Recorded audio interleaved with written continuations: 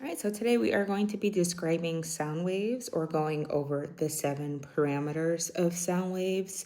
These are known as period, frequency, we have amplitude, power, intensity, wavelength, and also propagation speed. I will be zeroing in on the bigness, the 3 bigness parameters, which is going to be amplitude, power, and intensity.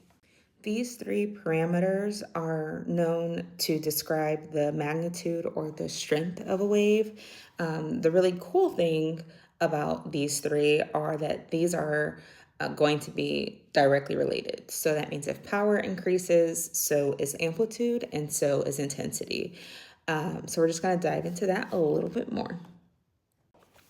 Amplitude is going to be the difference between the maximum and the undisturbed value of a wave, or the undisturbed value or the baseline, and the minimum value of that sound wave. Amplitude can have any of the acoustic variables as units. So this is going to be your pressure, density, or distance.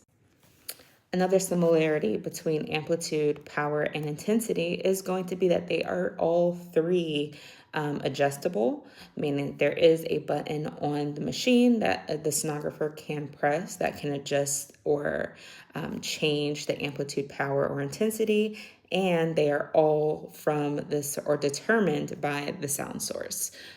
So that's what they all 3 have in common. They're directly related, meaning if one increases, the other 2 increases, decreases, vice versa. And then the sound source is going to be what they're determined by, and we as sonographers can adjust those. Power is the rate of energy transfer. This is going to be in units of watts. Once again, remember all 3 have this in common. They are adjustable and they are determined by the sound source or the ultrasound machine or the transducer.